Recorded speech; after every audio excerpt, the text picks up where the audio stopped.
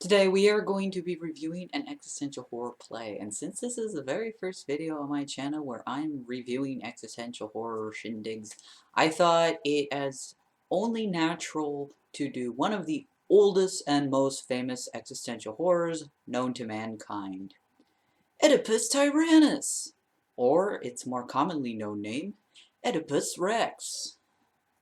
It was written about 2,500 years ago in 430 BC-ish by the Athenian playwright Sophocles. It's the first part of a trilogy and was first performed at Dionysia. This was an annual festival dedicated to Dionysus, the Greek god of wine, fertility, festivals, orgies, theater, and insanity. Thus, one common trope was of the plays of Dionysia, besides being interpretations of mythology or semi-historical fiction, was they would often question the social structure of society, as Dionysus was a god who gave Greeks a chance to explore the world turned upside down without being insulted by that fact. These plays were also in competition, like an ancient Greek Oscars, but with rankings, and the categories were just tragedy and comedy. Oedipus Rex runs second place the year it was performed, having lost to a play written by a man named Philocles, who is mostly known for being the man who wrote a play Oedipus Rex lost to, because barely anything he wrote has survived to modern day. And those of you new to the genre of existential horror, this is a genre defined by plot twists and protagonists learning the world isn't what they really thought it was. It is very difficult to talk about without spoilers. Blind is best. So if you would like to read the play yourself, Oedipus Rex is free in the public domain on websites like Gutenberg, or if you'd like to see productions of the play yourself, there are a few recordings of them on YouTube. Whether or not you like them depends on how much you enjoy Greek theater. I personally, the history nerd in me is very happy with a few versions I watched. That counts for something. And yeah, we can ignore the part where I'm just not fond of the Greek chorus. Anyway, roll the intro.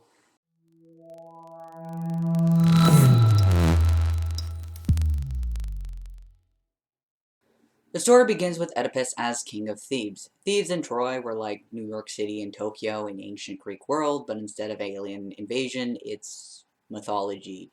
A lot of things happened in Thebes, usually because of a dude named Laius. His entire family was kind of a disaster. His father was torn to pieces by women worshipping Dionysus, for example.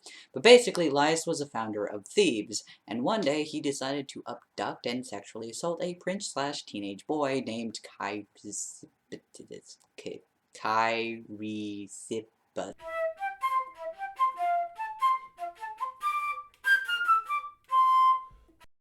Chrysippus. There we go. Thus establishing the tradition of pedantry in Thebes, for which it became rather famous in the Greek world for. Then Apollo, protector of boys and youths, cursed Laius, his family, and the city for this crime of sexual assault. Chrysippus killed himself. He is the protagonist of a play written by Euripides, but that has been lost to history too.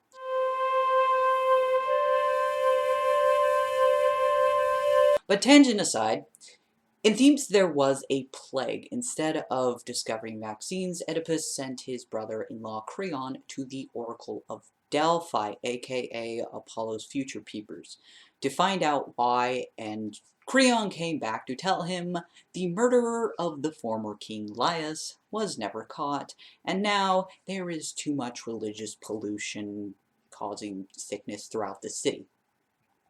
Oedipus swears to find the murderer and make this man pay. He summons Tiresias, a blind prophet who is also famous for transforming into a woman for about 7 years, to help. Blind prophet knows who killed Laius, but refuses to help. So Oedipus accuses him of helping the murderer, that he has something to hide, and an insulted Tiresias tells Oedipus the man he is looking for is himself. And in the end, aren't we all?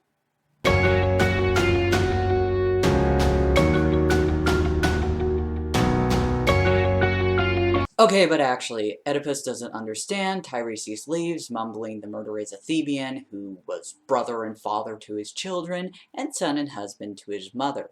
Oedipus decides Creon made Tiresias accuse him and ordered him to be executed, but the Greek chorus persuades him not to. Oedipus's wife, Queen Jocasta, arrives to comfort him. She tells him not to listen to prophets, for not all prophecies come true. For example, her former husband Laius was told by the oracles he would be murdered by his own son. However, he was not murdered by his own son. He was murdered by bandits at a fork in the road. This causes Oedipus to pause, and he questions her more. Not part of this play is the story of the Sphinx. Oedipus is the man who solved the riddle of the Sphinx and was terrorizing Thebes, and he became king of it by marrying a widow Jocasta. Shortly before this riddle match, he had killed several men at a fork in the road. Oedipus begins to panic as Jocasta describes her husband's appearance, but tries to calm himself because Jocasta clearly said Laius was murdered by several bandits, not a budget Achilles. He sends for the shepherd who is witness to the murder. Jocasta asks what's wrong. Oedipus explains he grew up in the city of Corinth, but one day a drunk dude told him his father wasn't really his father. So he went to the Oracles of Delphi to learn his true parents, where he was told he would murder his father and wrestle his mother in the bedchambers. He decided to never return to Corinth and ended up traveling until one day a carriage almost ran him off the road. The travelers were very rude about it and proceeded to attack him, and so he murdered them in self-defense. Back in modern day, a messenger from Corinth arrives and tells him his father, aka the man who raised Oedipus, is dead.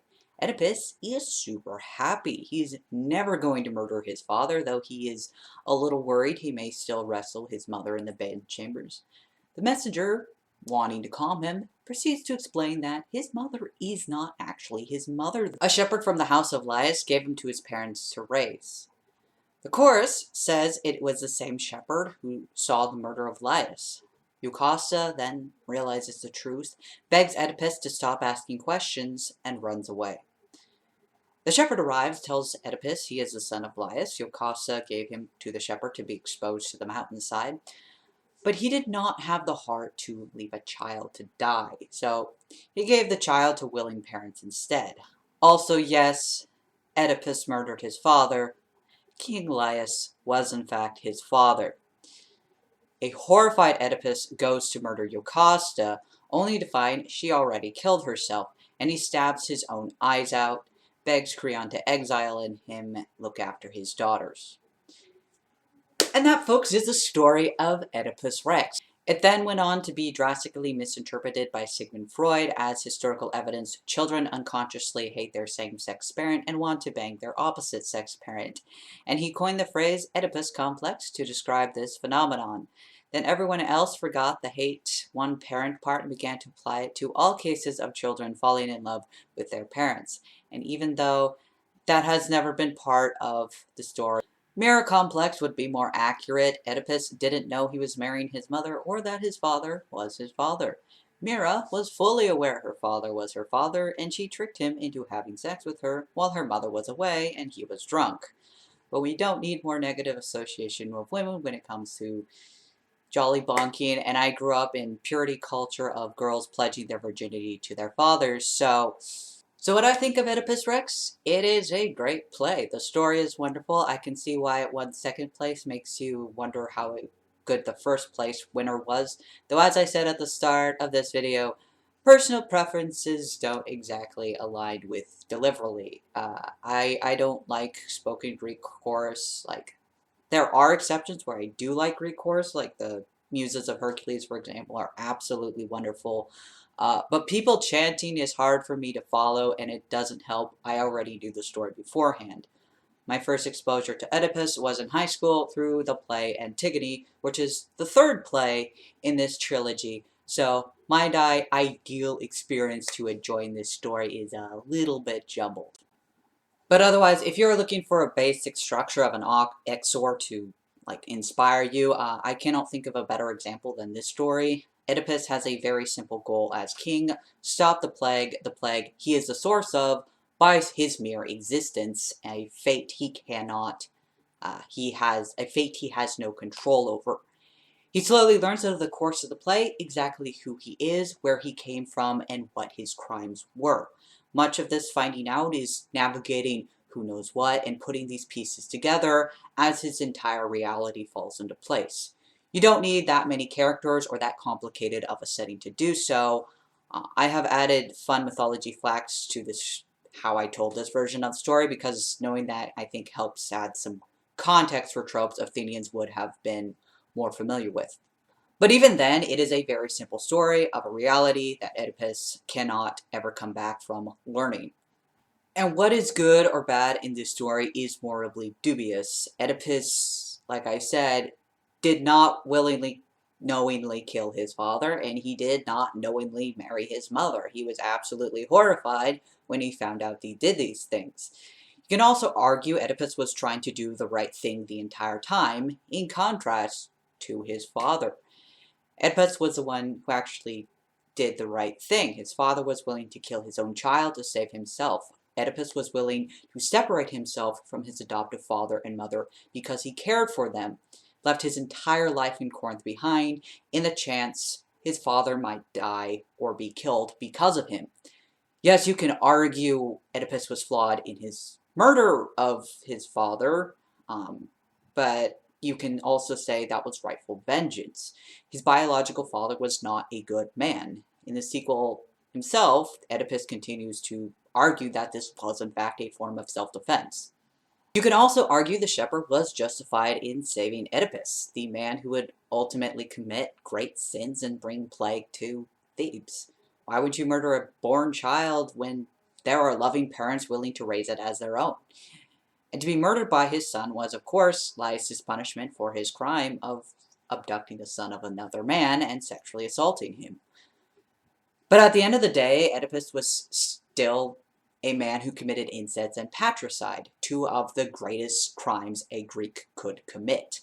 Was guilty of this by being the very punishment to the house of Laius he was, an existential horror version of the Chosen One, and everyone's attempt to change that fate ultimately brought it to pass. And that, folks, brings us to the end of the video. If you have any thoughts of your own on Oedipus Rex, put them in the comments below. I would love to read them. I will not be doing the other two plays of Sophocles trilogy because they are not what I would classify as Exorr-ish, though they do deal with the nature of fate and Antigone, the incest-born daughter of Oedipus and Jocasta, who is a pretty interesting character herself. Otherwise, until my next video, stay uncomfortable.